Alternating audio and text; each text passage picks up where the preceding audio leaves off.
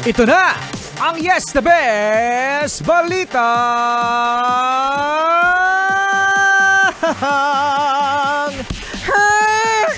Beep, beep, beep, beep, beep. Mataas na multa.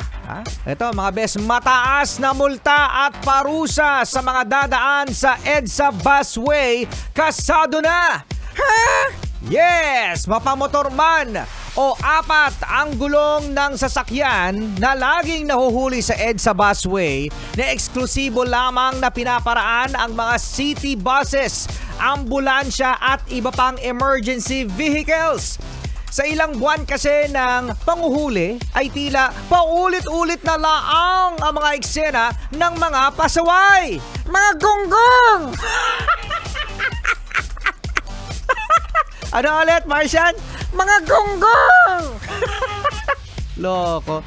Eto na mga bes, simula sa Lunes, November 13. O ayan ha, sa mga motorista, lalong-lalo na yung mga best natin na sinasabing, hindi ko po alam eh. Naku bes, nagkalat ang mga balita tungkol dito sa EDSA na bawal nga sa mga riders, sa mga four wheels, basta dapat city bus lang.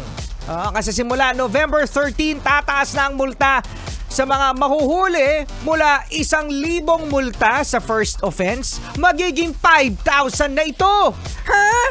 At sa second offense naman ay magiging 10,000 pesos na at meron pang 1 buwan na suspension ng lisensya ng driver at mandatory road safety seminar.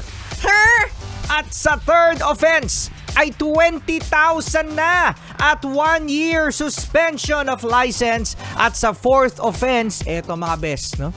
30,000 pesos at babawiin na ang iyong lisensya. Imagine naman, bes, 4 na beses ka naman ang nahuli. Gonggong!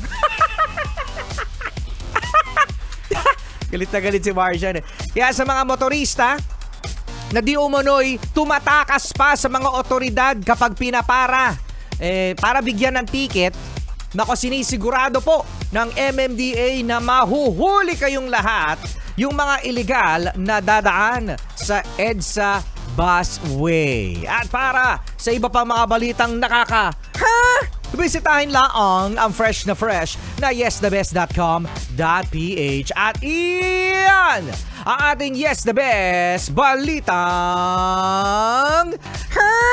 Beep, beep, beep, beep, beep. Nako, eto na nga yung mga sinasabi natin mga best, yung mga kamot ulo na lamang na mga riders, yung mga best natin na mga four wheels na dumadaan dyan sa pinagbabawal na linya na yan. No? Alam nyo mga best, may mga nagsasabi na anti-poor daw itong penalty, no, na 30,000 pesos. Sa fourth offense naman yan. Mga bes, sa ibang bansa, sinasabi ko sa inyo, mas malupit ang parusa. Yan ang hirap kasi sa inyong mga Pilipino. Ano naman sasabihin mo? Yan ang hirap sa inyong mga Pilipino. Masyado kayo. Akala nyo kasi dito, walang batas. Kakakala nyo daw, walang batas. Pero ang mga Pinoy, tingnan nyo, nasa abroad, mababait. Bakit mababait? Kasi takot. Anong kinatatakutan? Takot na lumabag sa batas. Kasi malaki ang parusa. Bala ka dyan. Sabi namin ni Kuya Juso, bala ka dyan, Martian. Kasama nyo pa rin ang inyong DJ RP, DJ Rico Panyero. Beep, beep, beep, beep, beep. At ito capture.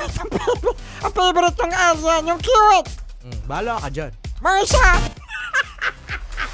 Bala ka dyan. Hindi mo si Ere si Martian. Kasi, yung Joshua, wag ka dadaan doon. Kaya juice mo pala eh. Alahin ni Kuya Juice mo dun eh. Hindi na mo may EDSA yan eh.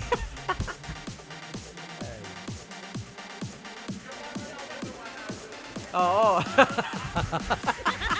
Yung mga taxi nyo, Kuya Joshua, dumadaan dun.